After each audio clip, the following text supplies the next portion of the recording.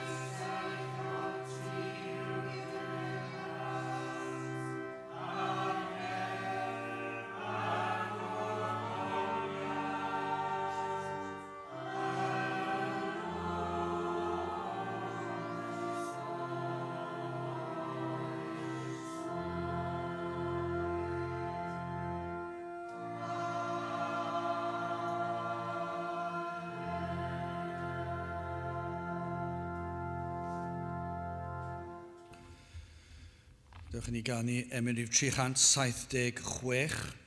376 o iachawdwriaeth gadarn o iachawdwriaeth glir. Fi dyfais o'i chyffelib erioed ar fôr na thir. 376 gyn i sefyll i'w chanu.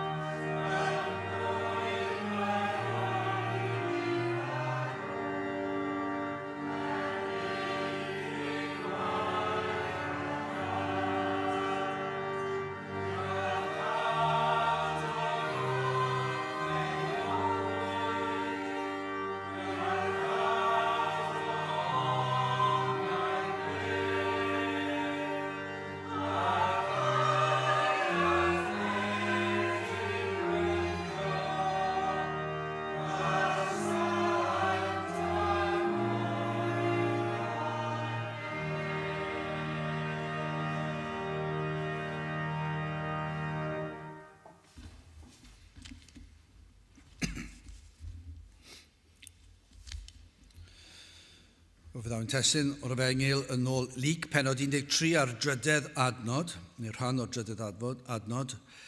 Meddaf i chwi eithir, onid Edifarhewch, chwi a ddifethyr oll yn yr un modd. Mae'r Efengyl yn syml iawn. Ceir prydferthwch yn ei symlrwydd. Ac eto, wrth ddweud hynny, mae yn Efengyl anodd iawn hefyd ac mae na ddirgelwch yn yr Efengyl. Mae fel dweud wrth rhywun i edrych ar flodyn. Gall dim byd fod yn haws nag edrych ar flodyn. Gallwn ni ddweud wrth blentyn i edrych ar flodyn. Gallwn ni ddweud wrth oedolyn i edrych ar flodyn. Dydyn ni ddim yn gofyn iddyn nhw wneud unrhyw beth sydd yn anodd. Does dim cymhlethod yn yr orchymyn. Does dim cyfyngiadau hyd yn oed. Mae e mor syml. Edrych yn unig, ac mae pob un yn gwybod, mae'r unig beth sydd angen wneud yw agor y llygad ac edrych. Nag sy'n rhaid wneud yw agor y llygaid, y dwy lygaid, edrych o'ch blaen chi ac fe welwch chi'r blodyn. Gall unrhyw un wneud hynny. Ond os dywedyd hyn wrth rywun dall, mor hawdd, y gall plentyn i wneud ni all y dall wneud rhywbeth mor syml ac edrych ar flodyn. Mae'n amhosib.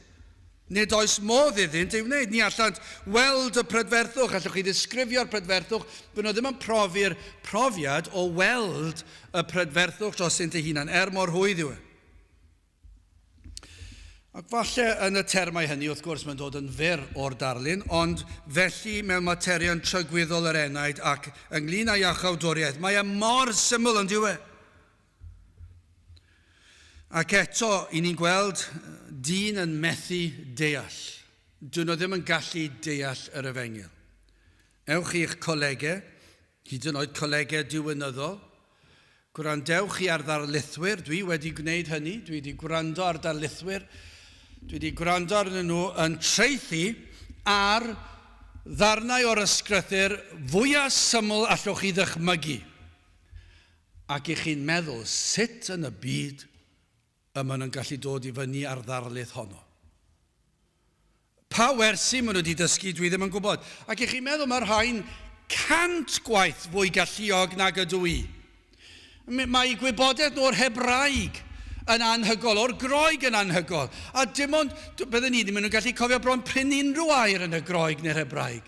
A byddwn i'n cymryd oriau fi weithio fy mas. Dwi'n mor ddiolchgar o'r llyfrau sydd wedi wneud y gwaith ar ein cyfer ni, achos mae'n anodd. A mae'r pobl yma mor alluog. Ac eto i gyd, ddim yn gallu gweld yr Efengyl. Ac yn ymwneud â'r Efengyl, dydd ar ôl dydd. Ysgrifennu erthyglau. Pregethwyr yn gallu bod yn yr un cwch. Pobl crefyddol yn gallu bod yn yr un cwch. Mae mor syml. Ac eto, oherwydd ei darluneb, ddim yn gallu weld e. Methu gweld pethau sylfaenol yn gorbwysleisio. Falle, dyma beth ni'n gweld, yn gorbwysleisio agweddau allanol o grefydd. Ond nid yw hwnna yn nodweddiadol iawn yn y byd crefyddol. Yw pan nad oes dealltwriaeth o'r Efengyl, mae yna gorbwysleisio agweddau, does dim angen gorbwysleisio arnynt. Chi'n gweld mae pethau bach yn mynd yn bwysig. Ac maen nhw'n fel mynyddoedd mawr ac maen nhw'n dyma'r peth bwysig ac yn fodlon brwydro dros fe. O'n i'n trafod hyn yn y ddiweddar. Mae'n anhygol. Sut y mae pobl yn gallu pwysleisio a dadlau am y pethau mwyaf hirt o fewn y byd crefyddol ac eto gyd ddim yn poeni am ddealltwriaeth o'r Efengyl, ddim yn poeni am sancteiddrwydd ac am wahaniaeth o'r byd a dywioldeb. Dyw'r pethau yna ddim yn bwysig. Ddim yn poeni am y ddoliad sanctaidd a ffyr. Ddim yn poeni am y pethau yna, ond yn poeni am y pethau bach. Crefyddol. Ond nid yw yn codi dychryn arnoch chi. Ac efallai nad yw'r rhain wedi deall symlrwydd yr Efengyl, ddim yn ei weld ac felly'n gorbwysleisio mwyn neud i fyny. Dyna'r peryg. Mae yna beryg ond oes. O, am yr ysbryd glân ddod ac agor llygaid eneidiau pobl i weld symlrwydd yr Efengyl, i ddeall yr Efengyl ac yna i weld sut mae hynny'n gweithio allan yn y bywyd. Yn gyntaf, hoffwn ni edrych fan hyn ar wall brawychus. Yn ail, gwers bwysig ac yn olaf gorchymyn pendant. Yn gyntaf, gwall brawychus i fan hyn. Yn aml ceir brawddeg efallai sydd yn datgelu cyflwr y galon, ond nid yw hwnna'n wir. Os ydych chi'n gwrando ar rhywun yn rhoi tystiolaeth, ac falle maen nhw'n mynd trwy'r holl hanes i bywyd nhw, ond yna mae yna rhyw frawddeg yn cael ei ddweud, a mae'r galon yn suddo. Neu falle bod nhw'n ceisio dweud rhywbeth ysbrydol, cywir hyd yn oed, ond ei fod yn datgelu, falle yn bradychu ble maen nhw yn ysbrydol, ddim wedi deall symlrwydd yr Efengyl. Falle bod yn pwysleisio'r ffaith ei bod nhw'n pwyso ar rhyw weithredoedd y mae nhw wedi wneud. Ac falle bod hwnna'n bradychu yr hyn sydd wedi digwydd. Wrth gwrs, gallai fod camgymeriad yn y frawddeg efallai, ac i chi'n gweld arwyddion o fywyd, ond mae mor drist, mae yna rhywbeth yn bradychu. Ac fan hyn yn yr hanes yma, i ni'n gweld rhyw frawddegau yn cael ei ddweud, ac eto mae yna rhyw fradychu yma. Ac yn sicr oedd yr Iesu yn gweld beth oedd cyflwr y galon. Os ni'n gweld yr hanes sydd o'n blaen ni, yn yr adnod gyntaf o pennod 13 o Lyc, ac yr oedd yn bresennol y cyfamser hwnnw, rai yn mynegu iddo am y Galileaid. Hynny yw, fe ddaeth rhai lan at yr Iesu yn sôn am ryw ddigwyddiad a ddigwyddodd i'r Galileaid. Yr rhai y cymysgasau Peilat ei gwaed ynghyd â'i haberthau. Hynny yw, yr oedd na rai oedd wedi mynd i aberthu yn Jerusalem, ond a'i lladdwyd a tywallwyd ei gwaed a cymysgwyd ei gwaed a gwaed yr anifeiliaid oedd wedi lladd yn yr aberthu. Mae'n erchyll. Nawr, does dim llawer o wybodaeth ar gael am y digwyddiad yma. Dyw haneswyr y cyfnod ddim yn cyfeirio at y digwyddiad, felly does dim llawer ni'n gallu dweud. Yr unig beth ni yn gallu dweud, fe ddigwyddodd e, neu fydda Lyc ddim wedi adrodd e. Does dim camgymeriad yng Nghaerdyw. Ond dywed rhai, efallai mai dilynwyr Jwdas y Galilead oeddent yn ymdrechodd ddylanwadu a rai i beidio talu teyrnged i Gesar, a thrwy hyn yn gwylltio Peilat, ac felly Peilat yn ei lladd. Na'n bosib. Yn sicr, i ni'n gwybod mae rhai o Galilea a aeth ar berer undod i Jerusalem oedden nhw i offrymu ebyrth yn y deml. Dyna beth oedden nhw'n neud. Ond yna tra yn y deml, ymosodwyd arnynt dan orchymyn Peilat. A dydy hwnna ddim yn syni ni chwaith. Ac o fynd ar y berer undod i Jerusalem, doedden nhw ddim yn disgwyl y byddai gwaed nhw'n cael eu tywallt mewn modd angeuol. Y byddant yn marw yno. Dydyn ni ddim yn gwybod pam adroddwyd yr hanes yma chwaith. Hanes y digwyddiad i'r Iesu. Dydyn ni ddim yn gwybod hynny chwaith. Achos ni'n gweld yn yr adnod gyntaf, maen nhw'n dod lan at yr Iesu, ac yr oedd yn bresennol y cyfamser hwnnw rai yn mynegu iddo am y Galileaid. Yn dweud beth ddigwyddodd. Roedden nhw'n dweud, wyt ti wedi clywed am beth sydd wedi digwydd? Dyna'r unig beth ni'n gwybod. Ni'n gwybod pam. Ni ddim yn siŵr beth oedd yr cymhelliad. Mae rhai yn crybwyll efallai dywedwyd wrth yr Iesu yn y gobaith y byddai'r Iesu am dalu yn ôl i Peilat am yr hyn a wnaeth anhebygol, ond falle mai dyna beth oedd e, neu falle, hyn o'n fwy anhebygol, i rybuddio yr Iesu rhag i rhywbeth tebyg i ddigwydd iddo fe. Mae hwnna'n gwbl anhebygol bys ni'n tybio. Doedden nhw ddim yn poeni felly am yr Iesu, ac yn sicr o ymateb yr Iesu, mae'n anhebygol iawn. Mae dyna oedd y cymhelliad i ddweud wrth yr Iesu am y digwyddiad erchyll yma o dywall gwaed. O ymateb yr Iesu, roedd yr Iesu yn deall yn iawn pam y gofyn, y cymhelliad, yr adroddiad o'r digwyddiad, gwybu hyn sydd yn ein cylonyn i gyd. Dyna beth ni'n gwybod. O'r darn yma, ni'n gwybod yn syth.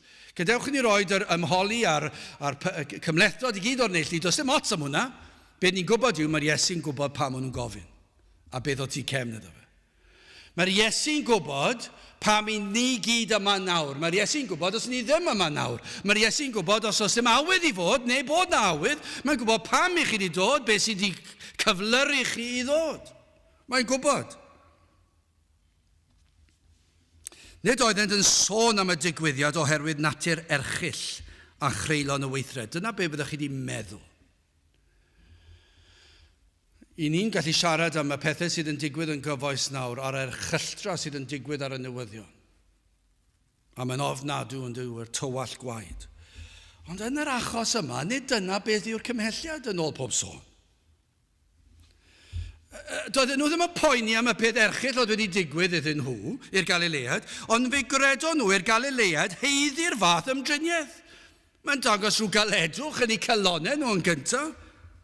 Credant rhaid ei bod yn euog o'r rhyw ddrwg weithred, neu ni bydde Duw wedi caniatáu Peilat wneud y fath beth iddyn nhw. Dyna beth sy'n tu ôl i'w meddwl nhw. Credant mai barn Duw ydoedd. Nawr, oedd hwn yn gyffredin ymlith yr Iddewon yn y dyddiau hynny. Pan y daeth tristwch mawr ei fod yn arwydd o dramgwyddo Duw mewn rhyw ffordd. Adnod 2 a 3. A'r Iesu, ni'n gweld bod yr Iesu wedi deall beth o'n nhw'n gofyn. A'r Iesu gan ateb a ddywedodd wrthynt, ydych chwi yn tybied fod y Galileaid hyn yn bechaduriaid mwy na'r holl Galileaid? Am iddynt ddioddef y cyfri bethau?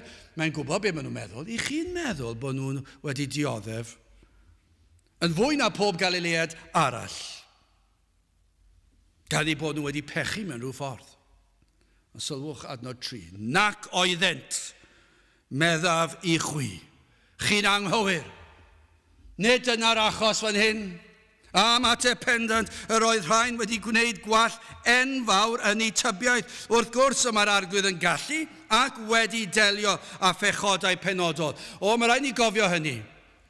Mae yna rybyd trwy gydol yr ysgrythur. Pa mae yna bobl yn pechu ac yn pechu yn erbyn gwaith yr efengil. Mae yna berig yn does. Mae yn codi dychryn arnoch chi. Fe fydd atebolrwydd. Fe fydd atebolrwydd i'r rhai sydd yn gwrthod yr efengil. Fe fydd atebolrwydd i'r rhai sydd yn gwrthwynebu cyhoeddiad yr efengil. Mae yn codi dychryn arnoch chi. Ni'n gwybod hynny. Mae hanes yn dweud, mae'r ysgrythur yn dweud. Ni'n gwybod hynny fel ffaith. Does dim cwestiwn. Does gan neb le i chwarae o gwmpas pan mae'n dod i gyhoeddiad yr efengil ac i wrthwynebu yr efengil a chyhoeddiad yr efengil. A gwai nhw os maen nhw'n meddwl felly, achos maen nhw'n chwarae a thân fyna. Fe all Duw dod lawr unrhyw bryd a delio nhw. Ond nid dyna sydd fan hyn. Dyw e ddim yn digwydd bob tro. Ond fe bwysleisio y prif broblem fan hyn. Problem y galon, yr enaid, dallineb yr enaid. Yr oedd rhain yn pwysleisio'r hyn ni ddylsyn ei bwysleisio. Roedden nhw yn camddeall yn llwyr. Nid oeddent yn deall natur yr efengil. Roedden nhw'n edrych yn allanol, chwilio am reswm mi feio. A'r Iesu ymlaen yn syth at raidd y mater. Mae'n dweud eithir. Onid, mae'n mynd syth at y pwynt. Mae'n edrych arnyn nhw, mae'n dweud wrth chi, dyma'ch problem chi, dyma beth chi'n meddwl, a mae'n rhoi ateb iddyn nhw, eithir, onid edifarhewch chwi. Onid edifarhewch, chwi a ddefethyr oll yn yr un modd. Yr un fydd eich tynged chi. So pidiwch chi a chwilio a phwynt o bys draw fan hyn.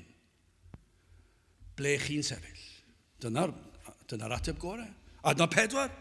A mae'n rhoi darlun arall i ni, neu'r deunaw hynny. Mae di sôn am ddigwyddiad arall oedd yn rhywbeth bydden nhw'n ymwybodol ohono. Neu'r deunaw, 18, y deunaw hynny, ar yr rhai y syrthiodd y tŵr yn Siloam. Yr oedd na dŵr, ac yn amlwg roedd na ryw ddamwain wedi digwydd pinnau bod y ddeiar wedi crynu tipyn bach, neu bod na broblem yn y sylfaeni, ond fe syrthiodd y tŵr, ac fe nath 18 o'r bobl oedd o amgylch ar y gwaelod, fe ddath yr cerrig mawr a syrthio ar eu pennau nhw a'i lladd nhw.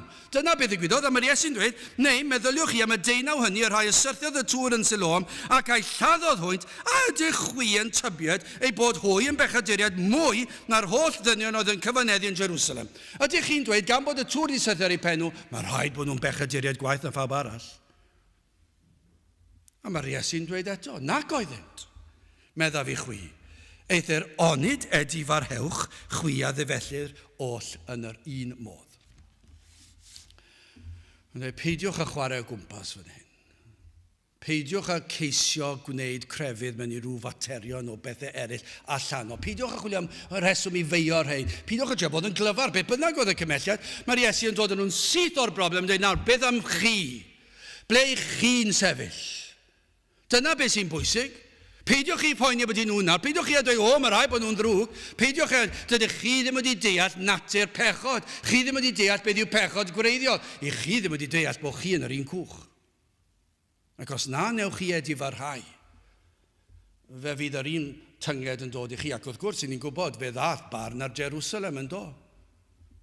Yn y flwyddyn 70. Ac felly fe ddath y barn tebyg hefyd arnyn nhw, ond i ni ddim yn sôn am hynny nawr, i ni'n sôn am y presennol, ble chi'n sefyll yn ysbrydol. Wel, gadewch i ni symud ymlaen.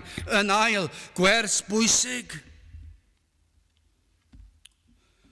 O'n i'n gweld natur bechadurus dyn yn peri, ni all weld yn eglur, ni all ddeall, hyd yn oed y pethau mwyaf syml, y mwyaf eglur, nid yw dyn yn deall tan i'r ysbryd lan agor llygaid i enaid. Fe fydd dyn wastad yn chwarae ar y cyrion o grefydd. Dyna yw natur, dyna oedd y Phariseaid a'r ysgrifenyddion, dyna oedden nhw gyd yn ei wneud, a dyna beth i ni wedi gweld yn hanes crefydd trwy'r gydol yr oesoedd. Hyd yn oed efengylaidd, i ni'n ei weld pobl, os nad wedi deall yr efengil, yn chwarae ar y cyrion. Defnyddio'r terminoleg, yr amryw weithredoedd, a mynychu yr un math o gwrddau, ond yn gorbwysleisio neu tan bwysleisio. Beth bynnag yw dyna be welwch chi. Wastad wedi bod, ac fe fydd dal i fod, Ac mae'n rhyfedd bod rhaid i ni bwysleisio hyn tro, ac eto i gyd mae fel bethau pobl yn dweud, gwaith chi am hyd yn oed crybwyll y fath beth, achos na, mae pawb yn iawn. Na, dydy pawb ddim yn iawn. Pan ni'n gorbwysleisio, tanbwysleisio, ac yn dangos arwyddio, na dydyn ni wedi deall yr efengyl syml. Doedd rhain ddim wedi deall, dywed J.C. Ryle, sut dylsai'r digwyddiadau bywyd. Dyma beth dyle digwyddiadau bywyd peri nid i ni ddod i gasgliadau yn sydd, ond i holi beth sydd gan yr arglwydd i mi ddysgu fan hyn. Dyna beth dyle fod. Dyna beth dyle yn ymateb ni wastad fod. Yr oedd y sawl adroddodd yr hanes yn barod i siarad am farwolaeth eraill, ond sylwch, nid yn paratoi ei hunan ar gyfer y cyfnod pan y byddant hwy yn croesi o fywyd i farwolaeth. Yr oedd rhaid i'r Iesu atgoffa nhw. Doedd rhain ddim wedi deall. Roedd rhain yn barod i chwilio i bwyntio bys. Roedd rhain yn barod i ddweud oedd yr Iesu am rhain, am y beth erchill oedd wedi digwydd, am beth bynnag oedd y cymhelliad, ond yn syth mae'r Iesu'n dod ar mater nôl ac yn dangos iddyn nhw. Dydych chi'n barod i siarad am farwolaeth a pob math o bethau, crefydd, pob math o bethau, ond ydych chi ddim yn siarad am y peth pwysig, mater eich enaid eich hunan, tragwyddoldeb eich enaid eich hunan. Ydych chi'n barod i farw eich hunan? Pan daw digwyddiadau yn traws sydd yn ysgytwol, beth ddylsen ni'n neud? Achos roedd hwn yn ysgytwol. Mae tŵr yn syrthio ar 18 o bobl a'i lladd nhw yn ysgytwol. Mae gweld dynion yn mynd i fyny i Jerusalem ar ber yr undod ac yn aberthu anifeiliaid ac yna gweision, swyddogion Peilat yn dod a'i lladd nhw ac yn tywall eu gwaed nhw ac yn cymysgu'r gwaed gyda'r ebyrdd. Mae hwnna yn ysgytwol. Oedd Ryle yn dweud ar y darn yma, beth ddylse hwnna fod wedi wneud? Dylsem feddwl ac ystyried yn gyntaf, cyn meddwl am ddim byd arall, am fy enaid fy hunan. Ond dyna dylse'r rhai hynny fod wedi wneud. Ond dylse'r rhain fod wedi oedi am eiliad ac wedi meddwl, wel, petawn ni wedi bod gyda nhw, a ydw i yn barod. Petai Peilat wedi anfon i gleddyf, a ydw i yn barod i gamu o fywyd i farwolaeth ac i dragwyddoldeb. Pan ni'n clywed am farwolaeth unrhyw un, os yw yn ddisgwyliedig neu os yn sydyn. Yn y newyddion yn ddiweddar, yn y byd chwaraeon, ni wedi clywed yn dod am sawl un yn ddiweddar, sydd wedi dod i ddiwedd sydyn a nisgwyl. Sut wnaethoch chi ymateb? Hyd yn oed fel Cristnogion, sut wnaethoch chi ymateb pan yn darllen y newyddion am farwolaeth sydyn rhywun? Fe ddylse wedi bod, petai hynny'n fi a ydw i'n barod. Bob tro. Ar ôl bod yn Gristion am 20 mlynedd, 30 mlynedd, 40 mlynedd, fe ddylse wastad bod yn hyn. So fe ddylse ni wastad gofyn, a ydw i'n barod i groesi yr afon honno. Ydw i'n barod i gyfarfod a fy nghreawdwr i, a fy ngwaredwr i. Ydw i wir yn pwyso ar grys. Nid bod chi'n cwestiynu, nid bod chi'n ame, ond i chi'n gofyn y cwestiwn. Bob tro, ydw i'n barod am hwn? Pan mae rhywun yn cael ei cymryd o'r byd yma i dragwyddoldeb ac mae'n ddisgwyliedig. Dyna chi brofiad ysgytwol i hwnna. Mae hwnna'n anferthol o beth. Yr anadl olaf na, mae'n erchyll. Pan mae'r anadl olaf yn dod, a mae'n beth anferth, mae'r rhain sydd yn dweud, camu mewn i dragwyddoldeb a gweld o gwaredwr, ydy hwnna'n sicr, ond allai ddweud hyn wrthoch chi, mae un o'r pethau fwyaf trist dwi erioed wedi weld. I weld rhywun yn mynd o'r byd yma ac yr anadl olaf, a mae'r rhaid gofyn wedyn ni, petai yn fi yno ar y gwely angau, ac yn dod i'r anadl olaf, ydw i'n barod i groesi'r afon yna, heb unrhyw obaith o newid ar ôl hynny. Mae'n anferth. Dyw e ddim yn chwarae bach. Mae'r rhain sydd yn chwerthin am oedfa am pregethu'r efengyl ac yn gwrthwynebu, gwae nhw am ddeud hyn, achos dyma'r peth pwysicaf oll. Ydyn ni gyd fan hyn yn barod? Ydyn ni'n barod i gamu o fyd amser i dragwyddoldeb? Dyna beth oedd Ryle yn dweud. Bob tro mae yna rhyw ddigwyddiad yn digwydd, mae rhaid i ni ofyn, ydw i'n barod? Dyna beth sy'n ni'n gobeithio, bydd yr rhai yn y byd yn gofyn. Yr rhai sydd wedi magu ar aelwydydd Cristnogol, eu bod nhw yn gofyn. beth petai hynny'n fi? Allai ddweud fel plentyn, dwi'n cofio, os oedd y teledu ymlaen ar newyddion ac roedd na ddamwain llong efallai. Allai ddweud ydych chi, oedd yn dychryn y bywyd allan o'nau. Pan o'n i'n clywed am ddamwain car, oedd yn dychryn popeth, ac o'n i ddim yn gwybod, a dwi'n barod, ac am flynyddoedd oedd hyn yn wir. Mae clywed y digwyddiad yma, a dyna beth ddyle fe fod, fe ddyle fe ddychryn ni. Pan ni'n clywed am salwch rhywun, ac i ni'n gwybod bod e'n dod, ond mae'n beth mawr, a gofyn y cwestiwn, ydw i'n barod? Rhyfeloedd i ni'n clywed y nawr yn dydyn ni.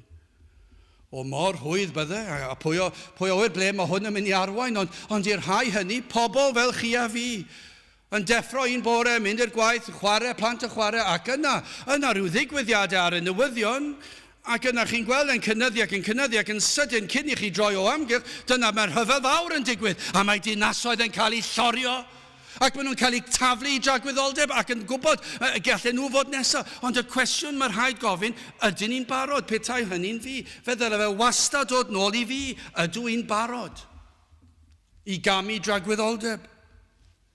Os oes na unrhyw adeg fe ddylsyn ni fod yn hunanol, rhaid iddo fe fod am yr enaid. Mae'r enaid sydd yn dod at Grist, fyddan nhw byth yn hunanol. Ond mae'r rhaid fod yn hunanol ar y cychwyn, nid hunanol yw'r gair. Doethineb o'r mwyaf yw e. Gwnewch yn siŵr fod eich enaid chi yn barod. Petawn ni yn y sefyllfa dwi'n newydd i glywed, a dwi'n barod, neu pan yn clywed am dor cyfraith efallai, neu bechod o ryw fath, dylsem ofyn yn gyntaf, a yw fy mhechodau i wedi maddau. Pan chi'n clywed ar y newyddion, bod yna rhywun wedi gwneud rhywbeth erchyll.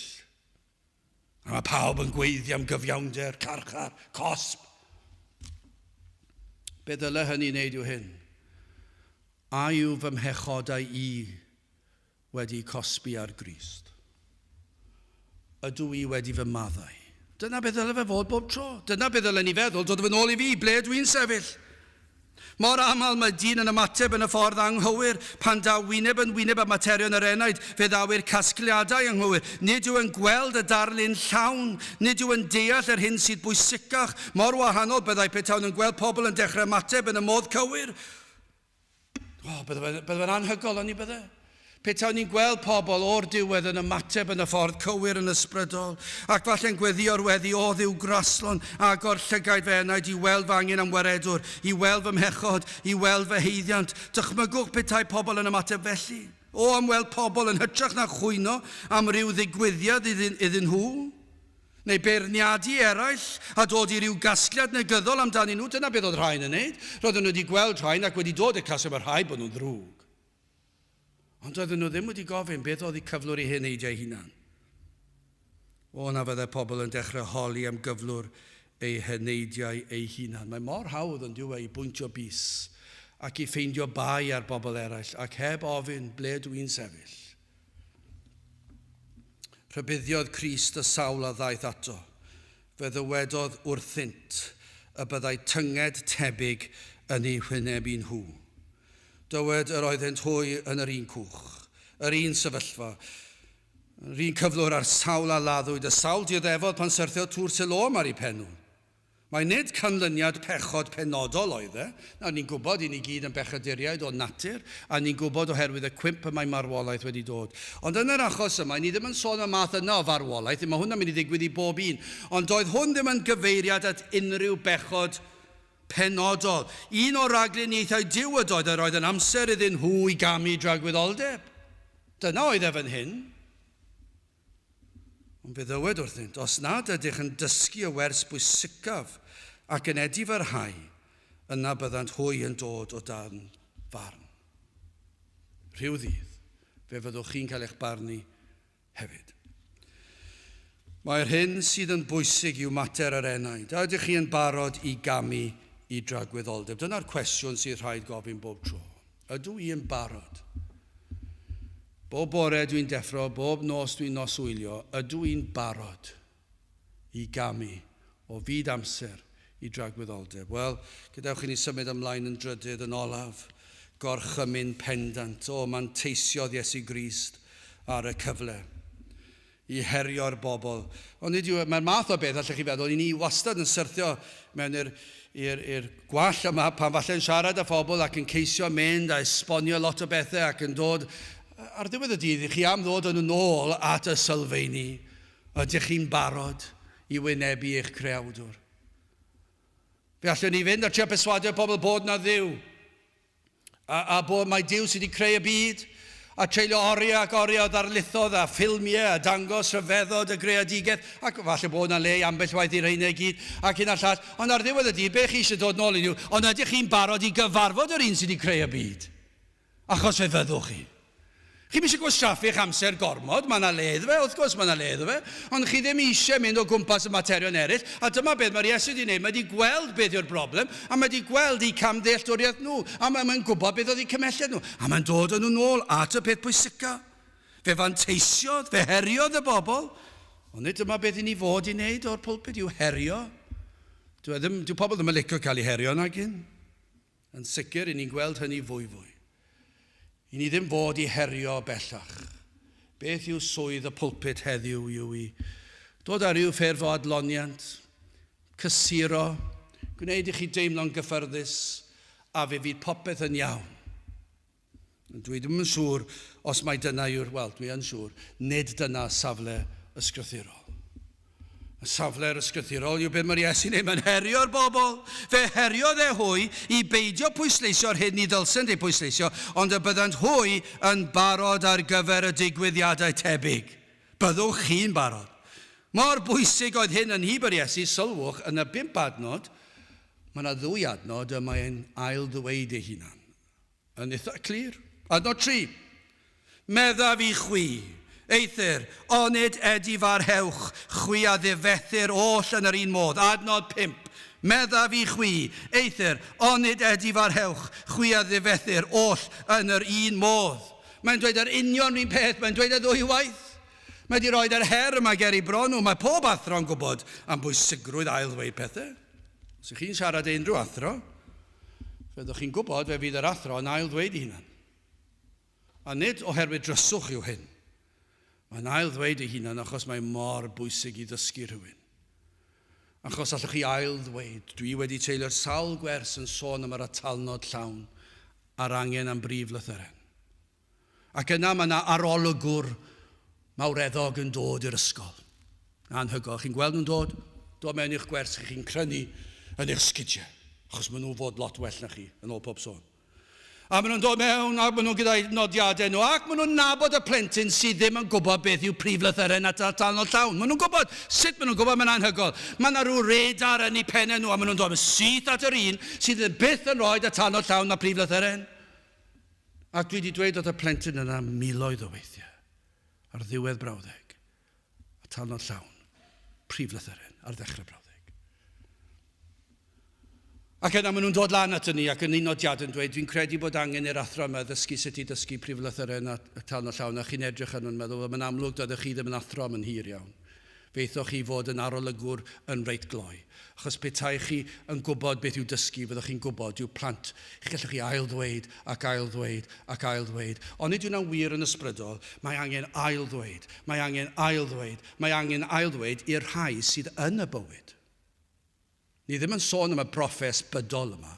Ni ddim yn sôn am rhain sy'n chwarae crefydd. I ni'n sôn am y rhai sydd wedi dod i'r bywyd, wedi dod o dywyllwch i oleuni, wedi ymwahanio'r byd. Ac mae dal angen atgoffa nhw, byddwch ofalus, peidiwch yn neud hyn, gwnewch y llall, dewch at y groes, cadwch yn agos, darllenwch gair Duw, bob dydd. Mae rhaid ail ddweud, mae rhaid mynd dros athrawiaethau tro ar ôl tro, achos i ni'n anghofio sofraniaeth Duw, ac felly ni'n codi yn y bore, mae yna rhyw broblem yn codi, ac i ni'n cwyno. Pam i ni'n cwyno? I ni fod i credu yn sofraniaeth Duw, ond i ni'n anghofio am sofraniaeth Duw.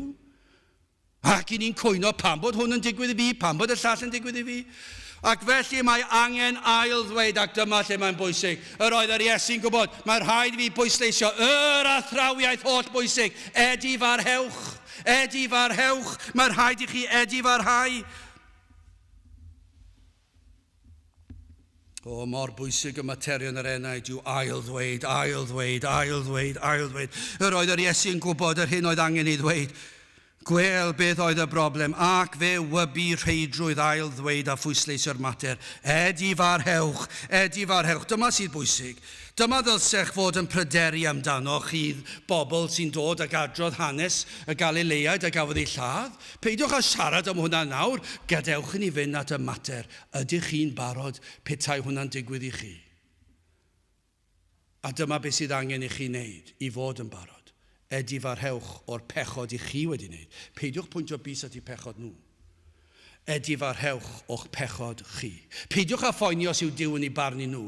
Ac allai ddweud wrthoch chi, dydodd yr Iesu, nid oherwydd pechod penodol oedd e ta beth, ond roedd hwnna ar neilltu.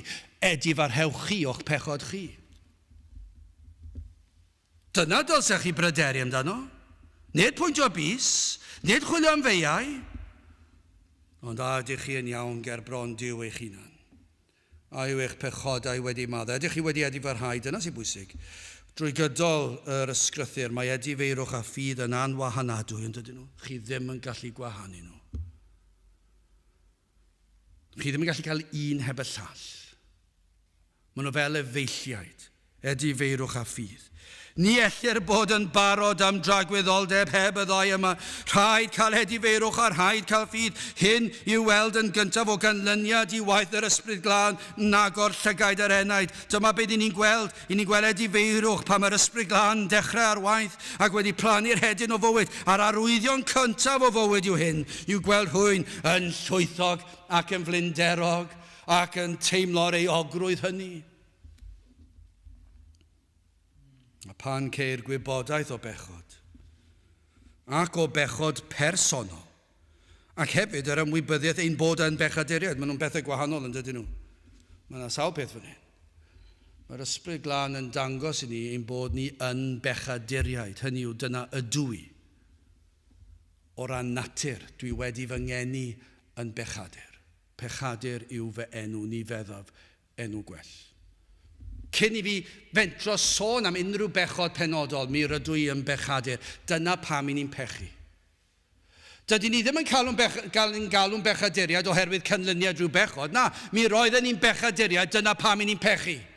Dyna pam mae baban bach yn pechu. O'r eiliad mae'n dod i'r byd yma, mae'n bechadur, ac yr eiliad chi'n ei weld, mae'n arwydd ac yn brawf o'r ffaith ei fod yn bechadur.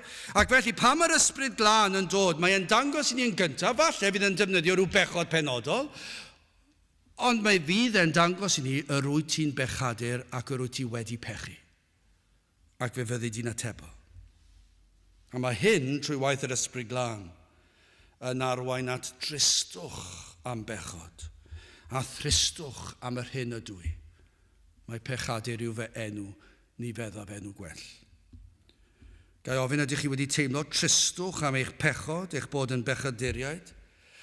Yna, y mae hyn yn arwain at gyffes o bechod. I ni'n gweld bod ni'n bechaduriaid, yna ni'n drist oherwydd i ni'n bechaduriaid. Yna mae'n arwain at gyffes o'n pechod ger bron Duw. I ni'n cyffesu ger efron pechadur yw fy enw. O Dduw ti ger hawdd, dyna ydw i, dwi'n bechadur. Ac mae hyn yn ei amser yn arwain i ni droi o'n pechod. Dyna yw edifeirwch. Dyna'r holl gamau. I ni nawr yn troi oddi wrtho. I ni eisiau bod yn bell oddi wrtho. Ond ydyw e'n od yn yr oes yma, pan mae pobl yn dod i gredu yn ôl pob sôn, mae e fel petai nhw'n chwilio am bob un adnod gallen nhw i gyfiawnhau bydolrwydd a phechod. Ond pan i chi'n gweld gwir sancteiddrwydd, i chi'n gweld rhywun yn dweud, dwi am rhedeg i ffwrdd o bechod ac o'r byd. Dwi am cadw pethau hynny mor bell i ffwrdd ag y gallai. Mae yna gasineb nawr tuag at bechod.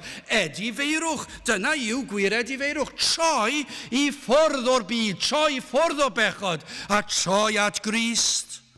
Mae'n arwain at gasineb o bechod. Ac yna wrth i ni ddod yn edifeiriol, gyda hwnna i gyd wedi brofi, i ni'n cyffesu ac yn dod at droed y groes.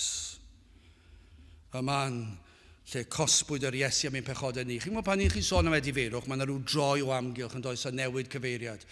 Wel ie, falle bod ni eisiau pwysleisio hefyd, mewn gwir edifeirwch, mae yna droi oddi wrth pechod a thywyllwch a wastad troi at yr un lle.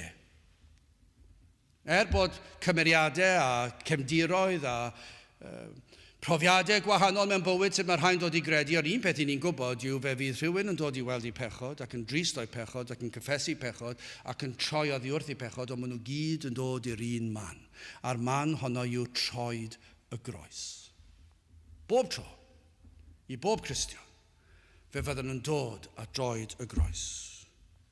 Achos wrth droed y groes, yna wrth ddod yn flinderog ac yn llwythog, yn llawn tristwch, yn llawn cyffes o'n methiant i gadw cyfraith Duw ac ein bod yn heiddi barn ac yn dod efallai heb llawer o obaith, gai bentro dweud, yn reiddiol, fydd pob un sy'n dod yn edifeiriol ddim yn dod yn hyderus iawn.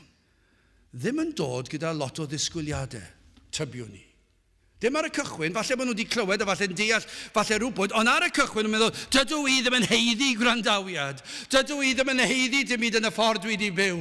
Dydw i ddim yn disgwyl bod Duw yn mynd i wrando arno fi, achos pwy ydw i? Dyna sut fyddwn ni'n teimlo, dyna pa mor isel fyddwn ni. Ond yna i ni'n clywed, falle fydd y pregethwr yn dweud, ond wrth ddod a droed y groes, fe fydd yna groeso, wastad croeso wrth y groes. Mae yna wastad derbyniad mynd i fod o droed y groes. Chi'n gwybod pam? Fyddwch chi ddim wrth droed y groes, ond i bai fod yr ysbryd glân wedi arwain eich enaid yno. Byddwch chi ddim wedi ffeindio yna, achos yr oeddech chi'n ddall.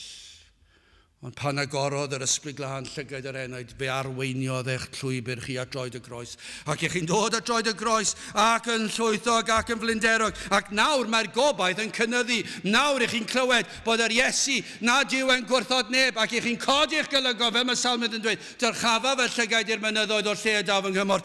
Ac ych chi'n edrych lan, a nawr mae yna obaith, ych chi'n gweld Crist yna, a'i ddwylo pur ar led, yn gwisgo'r goron draen, a'r gwaed yn pistillo allan, y ffynon o waed, ac yna chi'n clywed neidia mewn i'r ffynon yma, ac fe fydde di'n cael dy olchi'n llwyr o dy bechodau. Dyna bydd, a chi nawr yn llawn gobaith.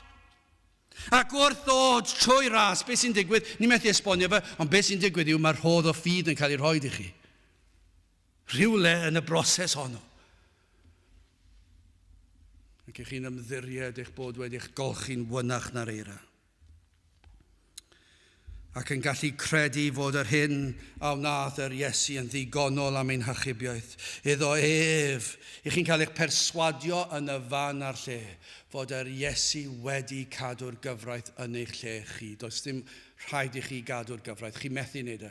Mae e wedi wneud e i chi. Chi'n cael eich perswadio yn y fan a'r lle, fod yr Iesu sydd ar y groes wedi cymryd eich cosb chi ac wedi hoelio'ch pechod chi i'w groes. Yr hyn yr oedd yr Iesu am iddyn dysgu ac am i ni heddi ddysgu, a ydym ni wedi edifarhau am ein pechodau.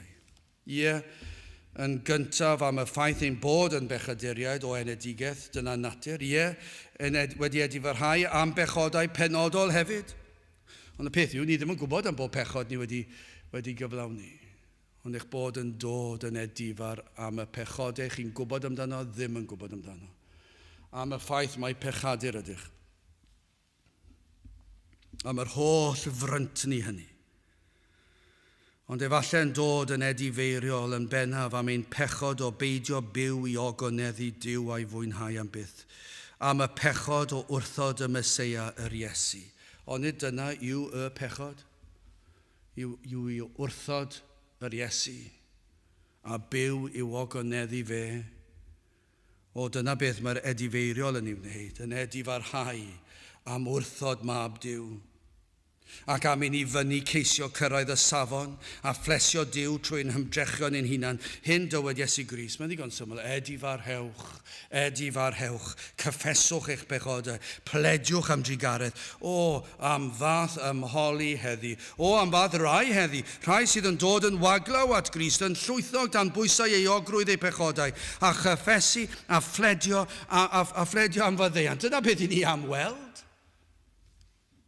Ac wrth gwrs, fe fydd croeso. Fe fydd maddeuant i'r sawl a ddaw fel hyn at Iesu Grist. Dyna'r addewid yn yr ysgrythur. Fe fydd croeso. Wrth droed y groes. I'r sawl sydd yn edifarhau. I'r sawl sydd wedi ymateb yn y ffordd cywir. Pan i chi'n clywed am ryw ddigwyddiad, pan i chi'n clywed am ryfeloedd, gofynnwch i'ch hunan beth petawn ni yno. Pan i chi'n clywed am salwch, ac hyn yn arwain at farwolaeth. Beth petai hynny'n fi? Pan chi'n clywed am ddamweiniau, beth petai hynny'n fi?